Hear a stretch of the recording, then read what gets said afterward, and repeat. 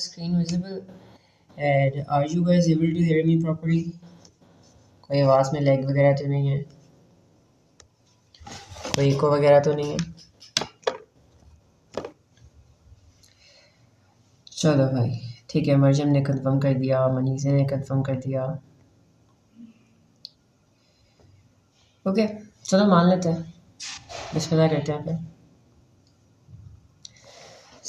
कल हम लोगों ने 2 क्वेश्चंस करने थे न्यूक्लियर फिजिक्स के, जो रह गए थे हमारे फ्राइडे को, मैं भूल गया था। तो कोशिश करेंगे कि आज ये कंप्लीट कर लें जो हमें कंप्लीट करना है आज का टास्क, उसके बाद फिर वो क्वेश्चंस करेंगे। Okay let's start. तो हम लोगों ने एक सेक्शन स्टार्ट किया था जिसका नाम है स्पेस फिजिक्स। मैंने आपको बताया कि फोर्स ऑफ ग्रेविटी क्या होती है और कैसे इस फोर्स की वजह से सारे प्लैनेट्स जो हैं वो सन के अराउंड रिवॉल्व कर रहे हैं और सारे मून्स प्लैनेट्स के अराउंड रिवॉल्व कर रहे हैं। फिर हमने पढ़ा ऑर्बिटल स्पीड क्या होती है। ऑर्बिटल स्पीड वो स्पीड होती है जिस स्पीड से एक चीज़ दूसरी चीज़ के अराउंड घूमती है। For example earth rotating around the sun और maybe moon rotating around the earth. Orbital speed कैसे निकाली जाती है हमने ये पढ़ा था। फिर हमने पढ़ा लाइट ईयर क्या होता है। फिर हमने पढ़ा कि भाई डे एंड नाइट कैसे आती है, सीजन्स कैसे आते हैं। मून के बारे में हमने पढ़ा कि भाई हमें मून के जो डिफरेंट फॉर्म्स नज़र आती हैं वो कैसे आती हैं, और कैसे हमने आज तक सिर्फ मून की एक ही साइड को देखा है, दूसरी साइड हम कभी नहीं देख पाए हैं। ये सब चीज़ें हमने पढ़ी हैं। ओके अब आते हैं स्टार्स के ऊपर। बहुत इंटरेस्टिंग फैक्ट्स बताऊंगा आपको स्टार्स से रिलेटेड। इंसान तो इसी पे बिलीव करते हैं लेकिन असलियत तो अल्लाह जानता है। लेट्स स्टार्ट बिस्मिल्लाहिर्रहमानिर्रहीम। सन जो है ना वो मीडियम साइज स्टार है। सन जो बड़े स्टार्स होते हैं ना वो इतने बड़े होते हैं, सोचो उसके अंदर 8 सन्स आ जाएंगे। अगर 8 सन्स जो हमारा सन है ना 8 सन्स लें ना तो एक बड़ा स्टार बनता है। ठीक है, हमारा सन जो है वो 75% हाइड्रोजन से बना हुआ है। पता ना हाइड्रोजन क्या होती है? 75% हाइड्रोजन से बना हुआ है, 24% इसके अंदर हीलियम है और 1% दूसरे एलिमेंट्स हैं। और इस सन के ऊपर जो टेम्परेचर है वो इतना ज़्यादा है कि वहाँ पर फ्यूजन रिएक्शन चल रहा होता है। पता ना फ्यूजन रिएक्शन क्या होता है? जब 2 हाइड्रोजन के एटम्स मिलके एक हीलियम का न्यूक्लियस बनाते हैं, है ना। जब 2 हाइड्रोजन के एटम्स न्यूक्लियस मिलके एक हीलियम का न्यूक्लियस बनाते हैं, उस रिएक्शन को फ्यूजन रिएक्शन कहा जाता है। सन पे यही रिएक्शन चल रहा होता है और यही रिएक्शन जो है वो सन को एनर्जी देता है। अच्छा, अब सन से जो है वो अर्थ तक एनर्जी आती है और उस एनर्जी में 40% विजिबल लाइट होती है जो हम देख सकते हैं, 50% इंफ्रारेड होती है, ठीक है, और 10% अल्ट्रा वायलेट रेज होती हैं, यूवी रेज होती हैं, और यही सबसे ख़तरनाक होती हैं आपके लिए, जिसको हमारी ओजोन लेयर रोकती है। सन का मास जो है वो 2 × 10⁻30 kg है, एक एस्टिमेटेड मास है सन का। और अगर हम एज्यूम करें ना अपना पूरा सोलर सिस्टम, हमारे पूरे सोलर सिस्टम के अंदर सन आ जाता है, सारे प्लैनेट्स आ जाते हैं, उन प्लैनेट्स के अराउंड रिवॉल्व करते हैं सारे के सारे, मून्स आ जाते हैं, एस्ट्रॉइड्स आ जाते हैं, कॉमेट्स आ जाते हैं, हर चीज़ आ जाती है।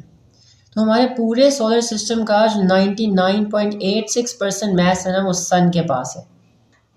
बाकी मैस प्लैनेट से लिया हुआ है। खुद सोचो कि सन कितना बड़ा है as compare to other planets, कि अगर सन के अलावा सोलर सिस्टम में हर चीज़ का भी मैस मिला दिया जाए ना फिर भी सिर्फ 0.14% टोटल मैस का हिस्सा है सिर्फ। अच्छा बात करते हैं प्लैनेट्स की। अब देखो एग्जामिनर आपसे एक्सपेक्ट कर रहे हैं कि आपको हर प्लैनेट का नाम पता हो। एग्जामिनर आपसे एक्सपेक्ट कर रहे हैं कि आपको सारे नाम जो हैं वो ऑर्डर वाइज पता हो और आपको हर प्लैनेट की प्रॉपर्टी पता हो कि क्या वो रॉकी प्लैनेट है या फिर वो गैस जायंट है। ठीक है, अब देखो यहाँ पे तो शुरुआत हमारी होती है सन के साथ। ये है आपका सन। सबसे पहला प्लेनेट आता है मर्क्यूरी। अब मर्क्यूरी क्या है? मर्क्यूरी एक रॉकी प्लेनेट है। और उसके बाद आता है आपके पास वीनस। वीनस भी एक रॉकी प्लेनेट है। फिर हमारी अर्थ आती है। अर्थ भी एक रॉकी प्लेनेट है। फिर मार्स आता है, मार्स। अब मार्स के बाद ना एक एस्ट्रॉयड बेल्ट आती है। अब ये एस्ट्रॉयड बेल्ट क्या होती है? बेसिकली एक सर्कुलर बेल्ट होती है जिसमें बहुत बड़े बड़े पत्थर होते हैं, रॉक्स ही रॉक्स होते हैं। रॉक्स से बनी हुई एक बेल्ट है, एस्ट्रॉयड बेल्ट। एस्ट्रॉयड्स कहा जाता है बड़े बड़े पत्थरों को। फिर उसके बाद आपके पास आता है जुपिटर, फिर आता है सैटर्न, फिर आता है यूरेनस, फिर आता है नेपट्यून। और ये चारों प्लैनेट्स जो है ना, जुपिटर, सैटर्न, यूरेनस और नेपट्यून, इन्हें कहा जाता है गैस जायंट्स। ये गैस के बने हुए हैं। ओके। मरकरी, वीनस, अर्थ और मार्स जो है ये रॉकी प्लैनेट्स है। और जुपिटर, सैटर्न, यूरेनस और नेपट्यून जो है ये गैस जायंट्स है। ये बात याद रखनी है। अब इनको हमने कैसे याद रखने ऑर्डर में, उसके लिए मैंने एक सेंटेंस बनाया है। My very elegant mother just served us noodles. ये सेंटेंस याद रख लो। My very elegant mother just served us noodles. M से मरकरी, वी से वीनस, ई से अर्थ, एम से मार्स, फिर जुपिटर, फिर सैटर्न, फिर यूरेनस और फिर नेपट्यून। ये बात याद रहेगी? बताओ। यहां तक सबको क्लियर है? कंफर्म करो कि कैसे आपके पास पहले चार आते हैं रॉकी प्लैनेट्स, फिर आती है एस्ट्रॉयड बेल्ट, उसके बाद आते हैं आपके पास गैस जायंट्स। अगर सबको कंफर्म हो गया तो मुझे बताओ।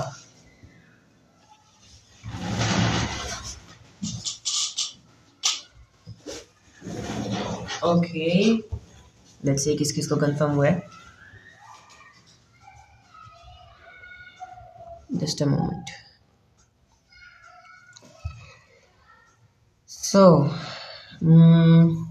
सारे को क्लियर है, मरीम को क्लियर है, मनीषा को क्लियर है, अनिल को क्लियर है, शाबाश।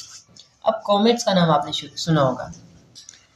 असलियत में बेशक ना देखे हों, लेकिन आप लोगों ने यू कैन से कि मूवीज़ वगैरह में, कार्टून्स वगैरह में देखा होगा, राइट। अभी कॉमेट्स क्या होता है देखना ज़रा।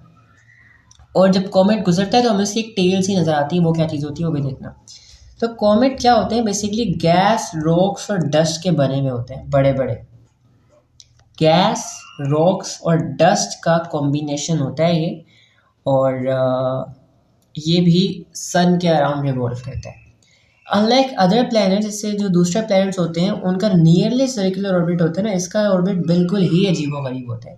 ये कुछ इस तरीके के ऑर्बिट में रोटेट करता है सन को, जैसे मैंने बनाया हुआ है ना, ये इस तरह की ऑर्बिट में सन के गिर्द चक्कर काटता है। अभी जब सन से दूर होता है ना, जब ये सन से बहुत दूर होता है तो ये जमा हुआ होता है, बिल्कुल फ्रीज हुआ होता है।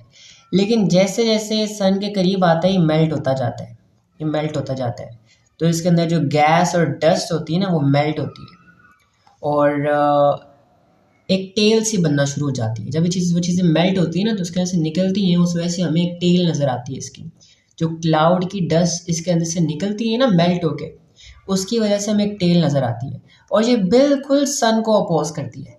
जैसे अगर ये सन के सामने सन को फेस कर रहा है ना, टेल बिल्कुल ऑपोजिट साइड पे बनेगी। अगर ये इस डायरेक्शन में आया हुआ है, बिल्कुल सन को फेस कर रहे हैं, तो इसकी टेल बिल्कुल ऑपोजिट की तरफ बनेगी। ठीक है, इसकी जो टेल बनेगी ना वो हमेशा सन को अपोज करेगी, सन की डायरेक्शन से ऑपोजिट डायरेक्शन में बनेगी, अजीब सी टेल बनेगी।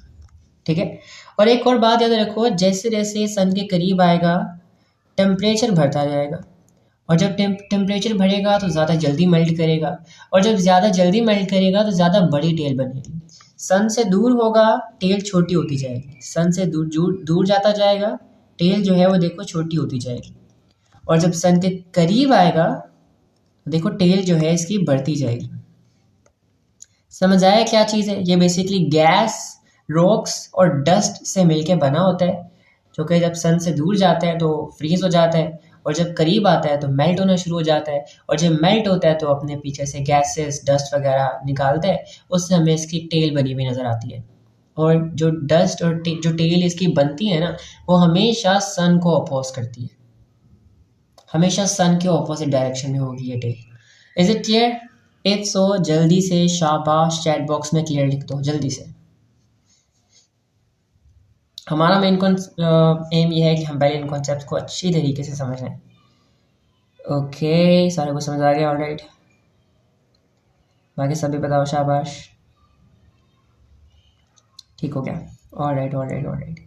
अब आता है फॉर्मेशन ऑफ स्टार्स, हमारा आज का मेन टॉपिक, यहाँ पे हमारा आज का मेन फोकस।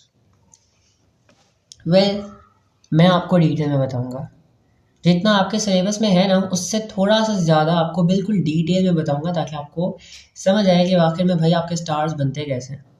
राइट, रट्टा मारने से कुछ नहीं बनेगा। अगर बिल्कुल एक कहानी की तरह याद करोगे ना तो फिर इंशाल्लाह याद रहेगा। समझो इसको, रट्टा नहीं मारना। Okay, formation of stars. अब देखो हमारे यूनिवर्स के अंदर ना क्लाउड्स, हाइड्रोजन और डस्ट से बने हुए क्लाउड्स होते हैं, वो हमेशा फिर रहे होते हैं। कुछ इस तरीके के क्लाउड्स होते हैं जो हाइड्रोजन से और डस्ट से मिलके बने होते हैं, वो हमेशा यूनिवर्स में ऐसे इधर उधर भटक रहे होते हैं। ठीक है, भटक रहे होते हैं। अब होता है क्या है, जब भी यूनिवर्स में कोई डिस्टर्बेंस पैदा होती है, डिस्टर्बेंस कब होती है? जब कोई सुपरनोवा एक्सप्लोजन होता है। सुपरनोवा एक्सप्लोजन उसे कहा जाता है जब एक स्टार फटता है, बहुत एनर्जी रिलीज होती है, बहुत एनर्जी रिलीज होती है, बहुत लाइट एमिट होती है। या फिर जब दो गैलेक्सीज आपस में टकराती हैं तो यूनिवर्स में एक डिस्टर्बेंस क्रिएट होती है, और उस डिस्टर्बेंस की वजह से ना ये जो क्लाउड होता है गैसेस का, जिसको हम नेब्यूला कहते हैं, हाइड्रोजन से और डस्ट से मिला हुआ बना हुआ ये जो क्लाउड होता है, इसके अंदर जो गैसेस के पार्टिकल्स होते हैं ना वो आपस में कोलाइड करना शुरू कर देते हैं, उनमें हलचल होना शुरू हो जाती है। ठीक है, आहिस्ता आहिस्ता क्या होता है कि भाई एक जगह ना, जैसे ये पूरा क्लाउड बना हुआ था, देख सकते हैं यहाँ पे एक क्लाउड था, नेब्यूला था, एक जगह पे क्या होता है कि डेंसिटी बढ़ना शुरू हो जाती है, एक जगह पे ना मटेरियल इकट्ठा होना शुरू हो जाता है, और जहाँ पे डेंसिटी बढ़ जाती है ना वहाँ पे क्या होता है कि वो जगह उसकी ग्रेविटेशनल फील्ड बढ़ जाती है। एक बात याद रखो, हर मास की ग्रेविटेशनल फील्ड होती है, चाहे वो हवा का मॉलिक्यूल क्यों ना हो। राइट, तो जहाँ पे डेंसिटी बढ़ जाती है इसका मतलब ये है कि बाकी एरियाज के कंपेयर में वहाँ पे मैटर ज़्यादा है, तो जहाँ पर मैटर ज़्यादा होगा वहाँ पे ग्रेविटेशनल फील्ड भी स्ट्रॉन्ग होगी। वो एरिया डेंस होना शुरू हो जाता है, वहाँ पे ग्रेविटेशनल फील्ड स्ट्रॉन्ग होना शुरू हो जाती है। वो जगह क्या करती है, वो जगह अपने इर्द गिर्द मैटर को खींचना शुरू कर देती है। जो जगह डेंस हो जाती है ना, रेड लेते हैं, जो जगह डेंस हो जाती है वो दूर दूर से अपनी तरफ मैटर को अट्रैक्ट करना शुरू कर देती है, ग्रेविटेशनल पुल की वजह से। मैटर इकट्ठा होता जाता है, इकट्ठा होता जाता है, इकट्ठा होता जाता है, जितना मैटर अंदर आता जाता है उतना उसकी डेंसिटी बढ़ती जाती है और वॉल्यूम कम होता जाता है। जब आप किसी चीज़ को कंप्रेस करते हो ना, दबाते हो, ग्रेविटी क्या कर रही है, हर चीज़ को अपनी तरफ खींच रही है। ग्रेविटी हर मैटर को अपनी तरफ खींच रही है और दबा रही है, अंदर की तरफ कंप्रेस करने की कोशिश कर रही है। जैसे आप कागज़ की बॉल को दबा दबा के कंप्रेस करते हो ना, बिल्कुल वैसे ही ग्रेविटी मैटर को अपने अंदर कंप्रेस करने की कोशिश करती है। उस वजह से डेंसिटी बढ़ती जाती है, टेम्परेचर राइज हुआ जाता है, होता जाता है, होता जाता है। ठीक है, as the gas collapses the center becomes denser and hotter, attracting more and more particles, more and more matter towards its center, और हमारे पास बन जाता है एक प्रोटोस्टार। अब इस प्रोटोस्टार को हम कहते हैं न्यूली या बेबी स्टार। इस प्रोटोस्टार को हम बेबी स्टार कहते हैं। अभी ये पूरा का पूरा स्टार नहीं बना। अब फिर क्या होता है देखो, फिर जब मैटर इकट्ठा होता जाता है, डेंसिटी बढ़ती जाती है, टेम्परेचर राइज होता जाता है, टेम्परेचर 10 मिलियन डिग्री सेल्सियस पहुंच जाता है। तो अंदर जो हाइड्रोजन के एटम्स होते हैं वो इतना फास्टली मूव करते हैं, इतना फास्टली मूव करते हैं कि वो आपस में टकराते हैं और फ्यूज़ हो जाते हैं, और फ्यूज़ होकर हाइड्रोजन बनाना शुरू कर देते हैं, और एक तरह का चेन रिएक्शन शुरू हो जाता है जिससे हम न्यूक्लियर रिएक्शन कहते हैं, न्यूक्लियर फ्यूजन रिएक्शन कहते हैं। ठीक है, अब होता है क्या है कि देखो, पहले सिर्फ एक फोर्स लग रही थी, क्या?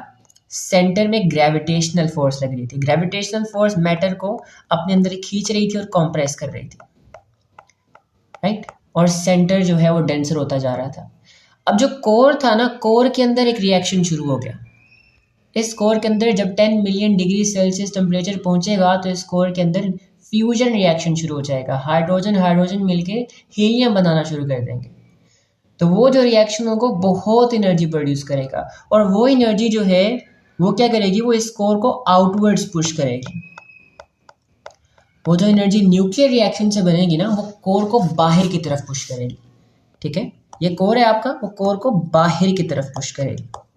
अब दो फोर्सेस लगी हैं, ग्रेविटेशनल फोर्स उसको दबाने की कोशिश कर रही है, और जो रिएक्शन हो रहा है आपका कोर के अंदर वो आउटवर्ड्स पुश कर रहा है।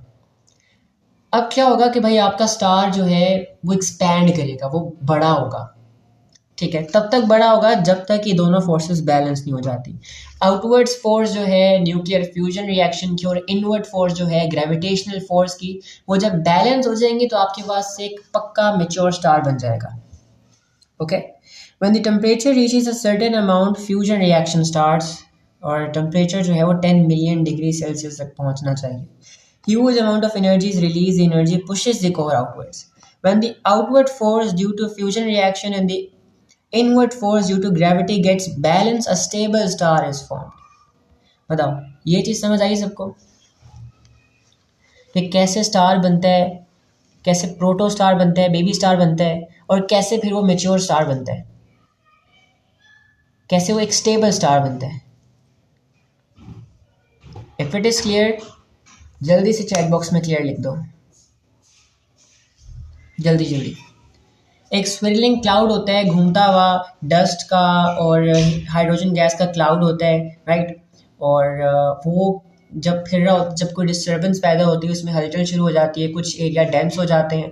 जो एरिया डेंस हो जाते हैं वो क्या करते हैं, उनकी ग्रेविटेशनल फील्ड भर जाती है, वो अपने मैटर को अपनी तरफ खींचना शुरू कर देते हैं, वो डेंस होते जाते हैं, होते जाते हैं, होते जाते हैं, होते जाते हैं, टेम्परेचर बढ़ता जाता है, बढ़ता जाता है। जब टेम्परेचर 10 डिग्री सेल्सियस रीच करता है तो वहाँ पे फ्यूजन रिएक्शन स्टार्ट हो जाता है। पहले सिर्फ इनवर्ड फोर्स लगी थी, अब आउटवर्ड भी लग रही है, और जब ये इनवर्ड आउटवर्ड फोर्स बैलेंस हो जाएगी तो आपके पास एक स्टेबल स्टार बन जाएगा। ठीक है, I hope it make sense. यहाँ तक मैंने कोशिश की जितना मैं इसको स्टोरी बेस रख सकूँ मैं रखूँ। तो भाई आज की क्लास के सारे पैसे इस चीज़ के हैं। This is the most important thing जो आपको समझ आनी चाहिए, और maybe I would say the most interesting part of this chapter. Okay, तो पहले आपके पास क्या होता है, एक गैस का क्लाउड होता है, नेबुला। वो एक प्रोटोस्टार में बनता है। अब प्रोटोस्टार से दो तरह के स्टार्स बन सकते हैं। एक आपके पास होता है लो या मीडियम साइज स्टार, जैसे हमारा सन है, और एक आपके पास बनता है ह्यूज, मतलब बिग स्टार्स। एक होता है आपके पास मीडियम या छोटा स्टार बन सकता है, और एक आपके पास बन सकता है बड़ा स्टार। अब इन दोनों स्टार्स की जो ना 1 बाय 1 लाइफ साइकिल देखते हैं। पहले देखते हैं कि अगर स्टार मीडियम साइज का बनता है या फिर स्मॉल साइज का बनता है तो उसका लाइफ साइकिल कैसा होता है, बिल्कुल हमारे सन की तरह। ठीक है, तो देखो यहाँ पे हमने देख लिया कि जब inwards pressure of gravity and outward pressure of fusion reaction gets or maybe balanced out, a stable star is formed, right? अब स्टेबल स्टार बन जाते हैं। स्टेबल स्टार जो है ना, आप देखो इसके अंदर मोस्टली हाइड्रोजन है, हाइड्रोजन हाइड्रोजन मिलके हीलियम बना रहे हैं। अब एक वक्त ऐसा आएगा जब ये हाइड्रोजन सारी की सारी खत्म हो जाएगी। Hydrogen is reacting as a fuel, right? एक फ्यूल की तरह रिएक्ट कर रही है। तो एक वक्त ऐसा आएगा जब हाइड्रोजन खत्म हो जाएगी, और जो छोटे स्टार होते हैं, मीडियम स्टार होते हैं, उनकी जो लाइफ होती है ना वो मोस्टली अराउंड 10 बिलियन ईयर्स की होती है। 10 बिलियन ईयर्स। यानी 10 बिलियन ईयर्स के बाद इनके अंदर जितनी भी हाइड्रोजन होती है वो ख़त्म हो जाती है। और जब हाइड्रोजन ख़त्म हो जाती है फिर क्या होता है ये देखते हैं। बहुत मज़े की स्टोरी, सुनना ज़रा ध्यान से। जब हाइड्रोजन ख़त्म हो जाएगी ना तो होगा क्या कि फ्यूजन रिएक्शन बंद हो जाएगा, है ना। फ्यूजन रिएक्शन बंद हो जाएगा। पहले कितनी फोर्सेस लग रही थी? 2 फोर्सेस लग रही थी। एक आपकी इनवर्ट फोर्स थी जो कि ग्रेविटी लगा रही थी, और एक आपकी आउटवर्ड फोर्स थी जो कि आपका न्यूक्लियर फिजन रिएक्शन लगा रहा था। अब हुआ क्या कि आउटवर्ड फोर्स ख़त्म हो गई, इनवर्ड अब सिर्फ इनवर्ड फोर्स लग रही है। इनवर्ड फोर्स क्या करेगी? इसको अंदर की तरफ पुश करेगी, मैटर को कंप्रेस करेगी। तो इसका जो कोर है ना वो छोटा होता जाएगा, कोर छोटा होता जाएगा, कोर छोटा होता जाएगा, छोटा होता जाएगा, छोटा होता जाएगा, राइट। और जब वो छोटा होगा उसकी डेंसिटी बढ़ती जाएगी। जैसे जैसे वो छोटा होता जाएगा उसकी डेंसिटी बढ़ती जाएगी और टेम्परेचर इतना हाई हो जाएगा, इतना हाई हो जाएगा कि भाई फिर हीलियम हीलियम मिलके कार्बन बनाना शुरू कर देंगे, राइट। ये थी कोर की कहानी। लेकिन जो इसका इन्वेलप है ना, ये इसका जो आउटर कवर है, जो इन्वेलप है, इसमें अभी भी हाइड्रोजन मौजूद है। हम जो बात कर रहे थे, हम किसकी बात कर रहे थे? हम कोर की बात कर रहे थे। इन्वेलप जो है ना उसमें अभी भी हाइड्रोजन मौजूद है, ठीक है। अब क्योंकि कोर छोटा होता जा रहा था, छोटा होता जा रहा था, डेंसिटी बढ़ती जा रही थी, तो टेम्परेचर भी बढ़ता जा रहा था। अब जब टेम्परेचर इतना ज़्यादा बढ़ेगा तो जो इन्वेलप था ना, इसका जो आउटर लेयर थी, वहाँ पे हाइड्रोजन मौजूद थी, वो बहुत जल्दी रिएक्शन करना शुरू कर देगी। हीलियम हीलियम हाइड्रोजन हाइड्रोजन मिलके हीलियम बना रहे होंगे, वहाँ पे हाइड्रोजन प्रेजेंट थी, तो वो बहुत जल्दी एक्सपैंड करता जाएगा, बड़ा होता जाएगा, बड़ा होता जाएगा, बड़ा होता जाएगा। और जब बहुत बड़ा हो जाएगा ना तो ये फेड हो जाएगा, ख़त्म हो जाएगा, स्पेस में गुम जाएगा। जो आउटर इन्वेलप होगा ना इसका, वो यू कैन से एक्सपैंड होता होता होता होता गायब हो जाएगा, फेड हो जाएगा, स्पेस के अंदर ख़त्म हो जाएगा, ठीक है। अब बच गया सिर्फ आपके पास ये न्यूक्लियस बच गया आपके पास। ये न्यूक्लियस जो है इसमें टेम्परेचर इतना हाई हो जाएगा कि भाई आपका हीलियम का रिएक्शन शुरू हो जाएगा, और जब हीलियम खत्म हो जाएगा तो फिर कार्बन का रिएक्शन शुरू हो जाएगा, कार्बन फिर ऑक्सीजन बनाएंगे और ऑक्सीजन से बनते बनते आयरन तक बन जाएगा। जो सबसे बड़ा एलिमेंट बन सकता है वो आयरन है, आयरन से ज़्यादा आगे नहीं जाएगा। फिर क्या होगा भाई, जब सब कुछ खत्म हो जाएगा ना तो फिर ये बन जाएगा प्लैनेटरी नेब्यूला, और फिर उससे वाइट ड्वार्फ बन जाएगा। अब वाइट डॉर्फ बेसिकली होता है क्या है, बस ये वाइट रोशनी रिलीज कर रहा होता है। क्यों रिलीज कर रहा होता है? क्योंकि बहुत गर्म होता है, इतना गर्म होता है कि अपने अंदर से रोशनी रिलीज कर रहा होता है। और जब ये आहिस्ता आहिस्ता वक्त के साथ ठंडा होता रहता है तो फिर ये ब्लैक डॉर्फ बन जाता है, यानी स्पेस में गुम हो जाता है, फेड आउट हो जाता है, खत्म हो जाता है एक तरह का।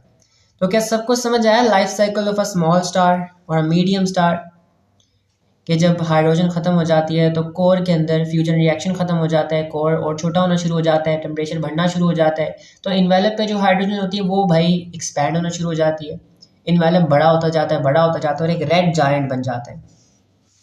और फिर बड़ा बढ़ते बढ़ते बढ़ते बढ़ते वो इतना बड़ा हो जाता है कि वो स्पेस में ही ख़त्म हो जाता है।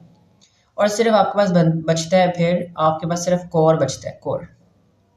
और वो कोर वाइट ड्वार्फ बन जाता है, और फिर आहिस्ता आहिस्ता वो भी ठंडा होते होते ब्लैक ड्वार्फ बन जाता है। अगर सबको समझ आ गया भाई लाइफ साइकिल ऑफ स्मॉल और मीडियम स्टार्स जो हमारा सन फॉलो कर रहे हैं, सब बच्चे क्लियर लिख दो, सब बच्चे चैट बॉक्स के अंदर क्लियर लिख दो जल्दी से। मरियम, अनुष्का, सारा, मनीज़े, ओके। अगर कोई भी सवाल है किसी चीज़ से रिलेटेड ना तो पूछ सकते हो बिला झिझक। I would love to have a few questions, okay? फिर आती है भाई बारी बड़े स्टार्स की।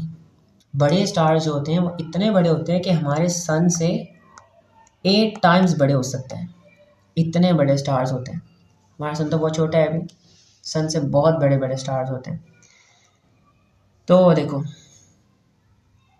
अब आपके पास जब बड़ा स्टार बनता है, बड़ा स्टार जो है ना इसका लाइफ स्पैन छोटा होता है as compare to smaller star, क्योंकि जो छोटा स्टार होता है ना उसको जलने के लिए कम फ्यूल चाहिए होता है, तो कम हाइड्रोजन खाता है।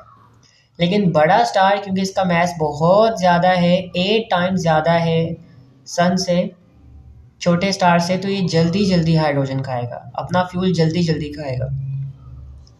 और तकरीबन 100 मिलियन ईयर्स के बाद तकरीबन क्या होगा कि इसके अंदर जितनी भी हाइड्रोजन होगी वो ख़त्म हो जाएगी। और जब इसके अंदर हाइड्रोजन ख़त्म हो जाएगी तो सेम इसके साथ भी होगा।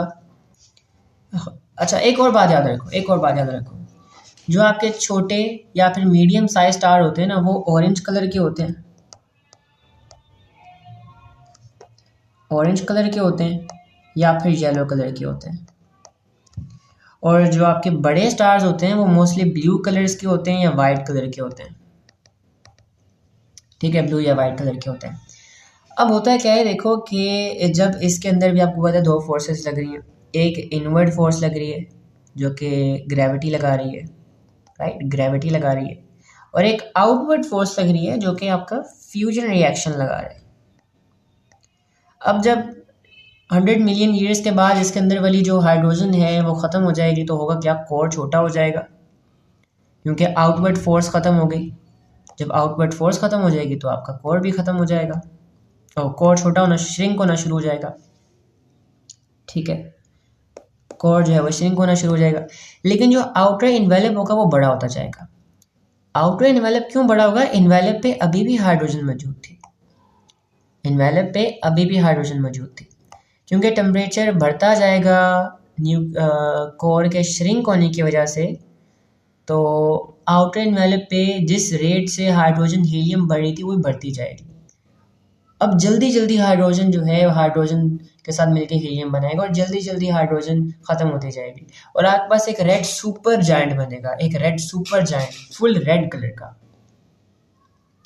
ये इसका जो इन्वेलप है बढ़ता जाएगा बढ़ता जाएगा बढ़ता जाएगा बढ़ता जाएगा और आहिस्ता आहिस्ता क्या होगा, यूनिवर्स में फेड हो जाएगा, यूनिवर्स में फेड हो जाएगा। ठीक है, ओके। अब होता है क्या, जो बड़े स्टार्स होते हैं ना, इनका कोर छोटा होता जाता है होता जाता है होता जाता है होता जाता है, ग्रेविटेशनल फोर्स इतनी ज़्यादा होती है, क्योंकि मास बहुत ज़्यादा होता है ना, 8 टाइम्स हमसे बड़ा है, तो इतनी ज़्यादा ग्रेविटेशनल फोर्स होती है कि वो श्रिंक होता जाता है होता जाता है, हीलियम का रिएक्शन शुरू हो जाता है, फिर कार्बन का शुरू हो जाता है, ऑक्सीजन का शुरू हो जाता है, फिर उसके बाद आयरन का शुरू हो जाता है, और इवन आयरन से भी आगे वाले मेटल्स बनना शुरू हो जाते हैं।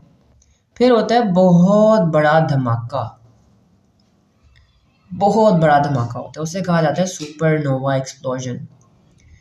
फुल एनर्जी के साथ स्टार जो है अपने अंदर का सारा मैटर यूनिवर्स में फेंक देता है, जितना मैटर होता है यूनिवर्स में फेंक देता है। और सुपरनोवा एक्सप्लोजन में टेम्परेचर इतना बढ़ जाता है, इतना बढ़ जाता है कि आयरन से भी ऊपर के एलिमेंट्स बन जाते हैं, बहुत बड़े बड़े एलिमेंट्स बन जाते हैं, और वो एलिमेंट जो हैं वो पूरी दुनिया में फैल जाते हैं, पूरे यूनिवर्स में फैल जाते हैं। और फिर वो एलिमेंट जो हैं, वो जो चीज़ें डस्ट वगैरह इस एक्सप्लोजन से निकलती हैं, वो फिर किसी और स्टार का रॉ मटेरियल बन जाती हैं। अब जो न्यूक्लियस बचा था ना, उसकी दो चीज़ें बन सकती हैं। अगर वो अगर वो कोर छोटा था तो उसका न्यूट्रॉन स्टार बन जाएगा। अब न्यूट्रॉन स्टार इतना डेंस होता है, इतना डेंस होता है कि जो जितने भी इलेक्ट्रॉन्स और प्रोटॉन होते हैं वो मिलकर न्यूट्रॉन्स बन जाते हैं, और मोस्टली न्यूट्रॉन्स ही होते हैं इसके अंदर। और ये इतना डेंस होता है, मे बी इसकी जो एक चम्मच है वो हमारी पूरी अर्थ के मास के बराबर हो, इतना डेंस होता है। ठीक है, या फिर अगर वो कोर बड़ा होता है तो ब्लैक होल बन जाता है। अब हम लोगों ने ना मूवीज देख देख के, कार्टून्स देख देख के ब्लैक होल को ना एक सकिंग मशीन समझा हुआ है जो अपने पास आने वाली हर चीज़ को अपने अंदर खींच लेती है, but that is not the case. Black hole क्या होता है, ब्लैक होल बस एक ऐसी चीज़ है ब्लैक कलर की जो बिल्कुल नज़र नहीं आती है, राइट। होता है क्या है, इस ब्लैक होल की ग्रेविटेशनल फोर्स बहुत ज़्यादा होती है। जो ग्रेविटेशनल फोर्स होती है ना, वो बहुत ज़्यादा होती है कि इवन लाइट भी इसकी फील्ड के अंदर आने के बाद एस्केप नहीं कर सकती, इतनी ज़्यादा होती है कि लाइट भी इसके अंदर एस्केप नहीं कर सकती। अब आप पूछोगे सर हमें कैसे पता कि ब्लैक होल है, राइट, हमें तो नहीं पता, ये ब्लैक है, नज़र ही नहीं आता, लाइट भी एस्केप नहीं कर सकती तो हम इसको देख ही नहीं सकते। हम बस ये कहते हैं भाई वो देखो वो चीज़ें उसकी तरफ जा रही हैं, खींच चली जा रही हैं, यहाँ पे लाइट जा रही है तो नज़र नहीं आ रही है, तो हम एज्यूम कर लेते हैं कि यहाँ ब्लैक होल होगा। ठीक है, और अगर आपको पता है इस वक्त सन की जगह हटा के ब्लैक होल रख दे तभी हमारा सारा सोलर सिस्टम उसके अंदर नहीं घुस जाएगा, बिल्कुल नॉर्मली चलेगा। एक लिमिट होती है, अगर आप उस लिमिट से आगे चले जाओ ना, फिर आपको कोई नहीं बचा सकता, फिर आपको ब्लैक होल अपने अंदर खींच लेगा। अगर आप उसके बार बार हो तो फिर आपको ब्लैक होल नहीं खींच सकता। ठीक है, तो ये पूरी कहानी थी for the life cycle of stars. Is it clear to everyone? क्या ये चीज़ सबको समझ आ गई? यहाँ तक कोई सवाल है तो पूछ सकते हो, फिर आगे चलते हैं। अगर नहीं तो क्लियर कर दो कि कैसे आपके पास स्टार्स बनते हैं, कैसे आपके पास छोटे स्टार्स का लाइफ साइकिल होता है, कैसे आपके पास बड़े स्टार्स का लाइफ साइकिल होता है। ठीक है, अनुष्का को क्लियर हो गया। Sir the stars we see are low and medium stars. नहीं नहीं, हम जो स्टार्स देखते हैं वो लो मीडियम नहीं, बड़े स्टार्स भी होते हैं। अब कितने स्टार्स होते हैं, वो ब्लू कलर की लाइट निकाल रहे होते हैं, है ना। कुछ की लाइट थोड़ी थोड़ी ऑरेंज कलर की होती है, कुछ की बिल्कुल वाइट होती है। तो बड़े स्टार्स भी होते हैं, छोटे स्टार्स भी होते हैं। हाँ, सन हमारा मीडियम स्टार है। अब एक और मजे की बात बताऊँ, हमारे इस यूनिवर्स में ना, जैसे इंसानों का ही कहना है, इनकी थ्योरीज बनी हुई है, हमारे इस यूनिवर्स में कोई और एलिमेंट था ही नहीं सिवाय हाइड्रोजन और हीलियम के। को पता है, हमारे पूरे स्पेस में, यूनिवर्स में कोई और एलिमेंट था ही नहीं। ये हमारे अंदर आज कैल्शियम है, आयरन है, ये कहाँ से आई? स्टार से आया है। हम लोग ये एज्यूम करते हैं, इंसानों का कहना है कि हमारे अंदर जो कैल्शियम है, जो आयरन है, वो सब स्टार से आया है। इवन हमारी अर्थ के जितने मिनरल हैं वो सब स्टार से निकले, क्योंकि पहले तो हमारे पास कोई भी एलिमेंट नहीं थे ना, ये सारे एलिमेंट्स बने ही स्टार से हैं। जब स्टार्स के अंदर सुपरनोवा एक्सप्लोजन होता है, या फिर बहुत ज़्यादा जब वो अपने आखिरी लम्हों पे होता है, तो फिर वो बड़े बड़े एलिमेंट्स बनाता है, और फिर वो बड़े बड़े एलिमेंट्स पूरे स्पेस में फेंक देता है, और फिर वो बड़े बड़े एलिमेंट्स जो हैं वो दूसरे स्टार्स का रॉ मटेरियल बनते हैं। अब साइंटिस्ट ये कहते हैं कि हमारा सन जो है ना वो सेकंड स्टार है, यानी जब एक स्टार फटा तो उसके अंदर से जो मटेरियल निकला, उस मटेरियल से हमारा सन बना और हमारी अर्थ वगैरह बनी। और वही मटेरियल भी है जिससे हमारी अर्थ बनी। जाहिर सी बात है, हम भी अर्थ के ऊपर ही पले बड़े हैं, तो हमारे अंदर भी वही मटेरियल है। तो ये कह सकते हैं कि हमारे अंदर जो मटेरियल है वो भी स्टार से ही आया है। मेटल्स हमारे पास हैं वो सब स्टार्स से आए हैं, स्टार्स के ज़रिए बने हैं। ठीक है, I hope it make sense. यहाँ तक इंसान तो यही सोचते हैं, यही थ्योरीज बनी है ज़्यादा से ज़्यादा। यहाँ तक कोई डाउट्स तो नहीं है? कोई मसला क्लियर है यहाँ तक?